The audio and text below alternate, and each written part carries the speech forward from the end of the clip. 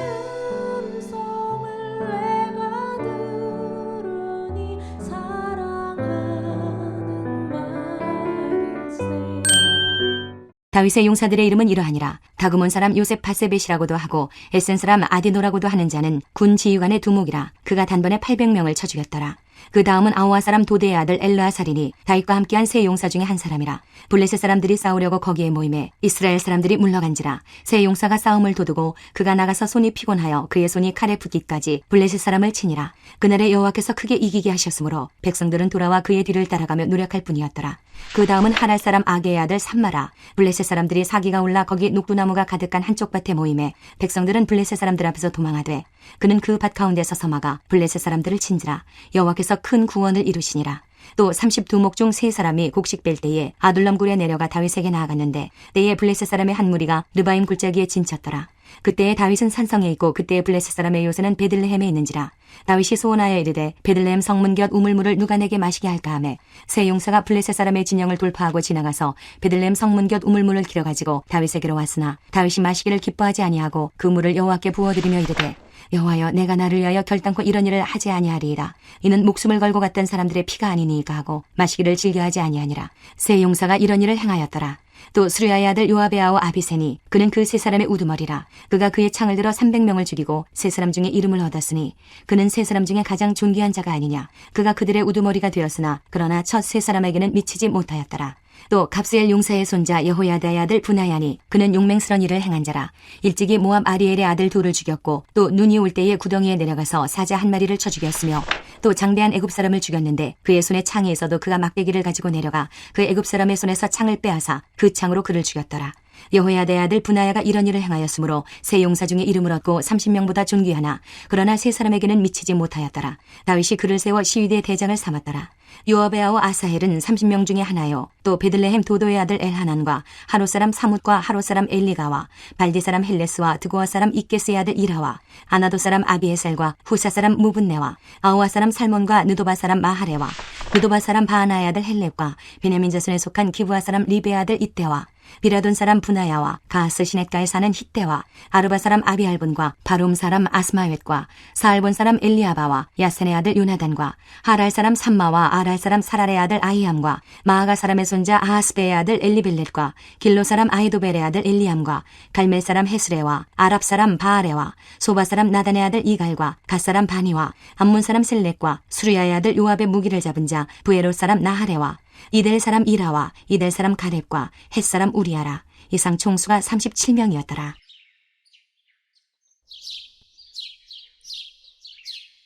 안녕하세요. 키티 나누는 목사 안상열입니다.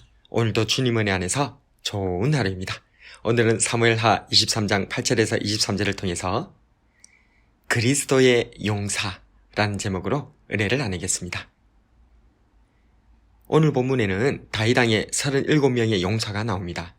이와 비슷한 기록이 역대상 11장 10절 이하에도 반복됩니다. 어떤 사람은 단번에 800명을 쳐 죽였고 어떤 사람은 손이 칼에 붙기까지 싸웠고 어떤 사람은 적 진영 한가운데를 잠입하여 우물물을 떠오기도 했고 다른 사람은 사자와 싸워 이기거나 거인을 죽이기도 합니다. 이 용사들이 궁극적으로 한 일에 대해서 역대상 11장 10절은 한마디로 요약하고 있습니다. 이 사람들이 온 이스라엘로 더불어 다윗의 힘을 도와 나라를 얻게 하고 세워 왕을 삼았으니 이는 여호와께서 이스라엘에 대하여 이르신 말씀대로 함이었더라. 그렇습니다. 이처럼 성경은 다윗을 도와 왕으로 세운 용사들에 대해 거듭 주목하고 있습니다. 그렇다면 성경은 왜 이렇게나 다윗의 용사들을 주목하는 것일까요?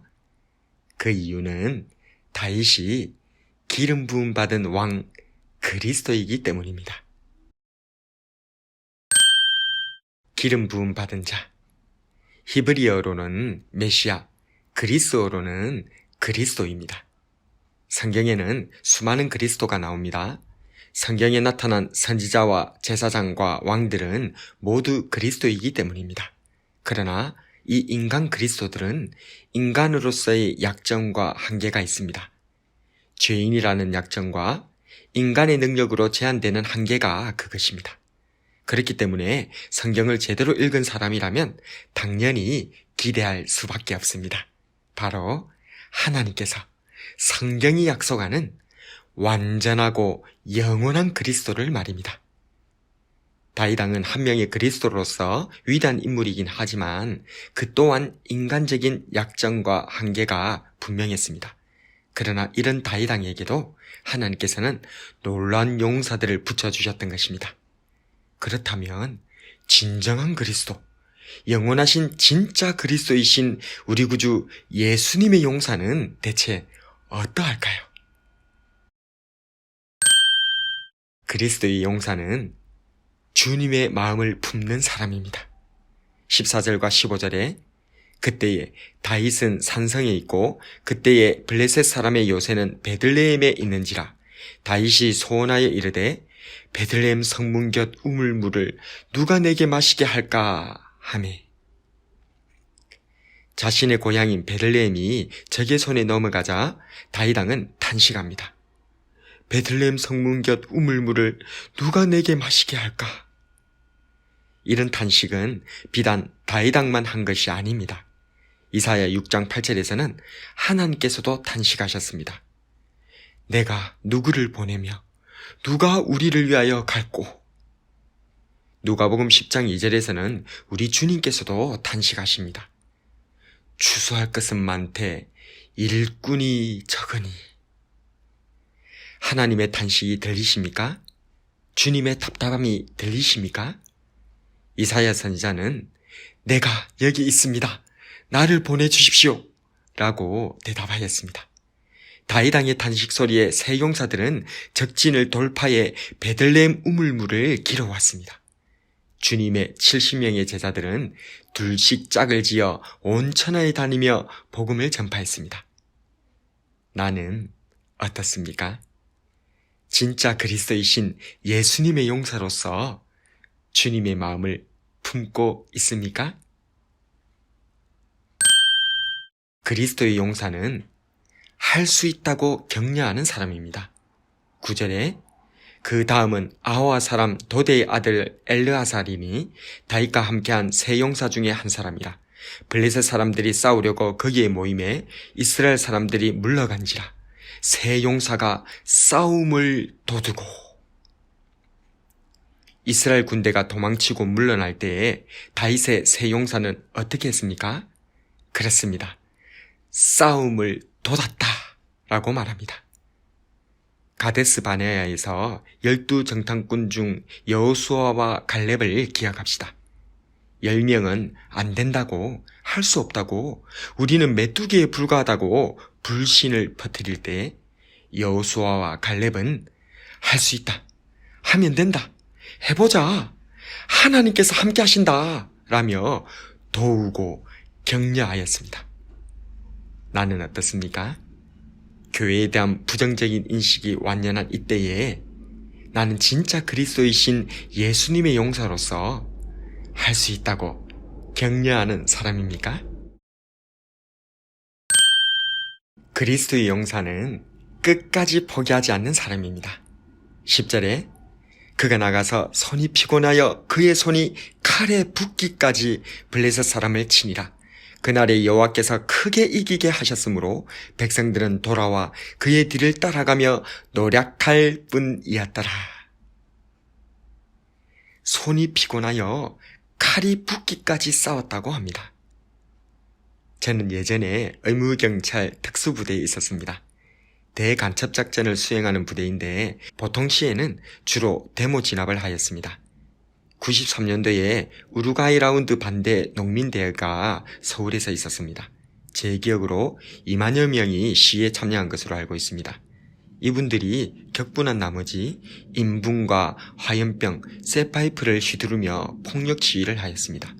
저는 당시 방패로 맞고선 대원의 허리띠를 잡고 그의 눈과 귀가 되어 인도하는 역할을 하고 있었습니다. 어두운 밤, 머리 위로 날아오는 화염병과 쇠파이프를 피하기 위해 내 앞에 방패병의 허리띠를 잡고 끊임없이 길 안내를 하였습니다. 손을 놓을 순 없었습니다. 방패병을 위험에 빠뜨릴 순 없었습니다. 결국 제 손에 마비가 왔고 그래도 손을 놓을 수 없어서 손이 허리띠에 붙어버렸던 기억이 납니다. 다윗왕의 용사는 손이 칼에 붙기까지 포기할 수 없었습니다. 다윗왕을 위해서, 내 동료를 위해서 끝까지 포기하지 않았던 것입니다. 끝까지 포기하지 않는 모습은 감동을 줍니다. 끝까지 포기하지 않는 용사가 승리를 불러옵니다. 모두가 물러났던 그 싸움에서 끝까지 포기하지 않았던 새 용사로 인해 결국 이스라엘 백성들은 돌아오게 되고 뒤따라 노량물을 나누는 승리를 누리게 되었습니다. 나는 어떻습니까? 혹시 영적 전투에 손을 놓아버린 것은 아닙니까? 예배와 큐티, 봉사와 전도로 나아가다 손이 풀려버리진 않았습니까?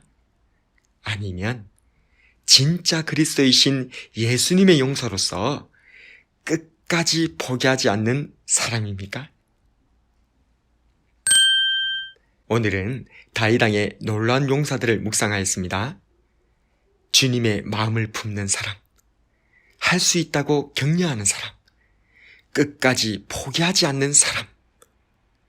겨우 인간 그리스도에 불과했던 다윗왕의 용사도 그랬을진데 진짜 그리스도이신 예수님의 용사로서 주님의 마음을 품고 할 수 있다고 격려하며 끝까지 포기하지 않는 예수님의 용사로 살아가시는 저와 여러분이 되길 주님의 이름으로 축복합니다.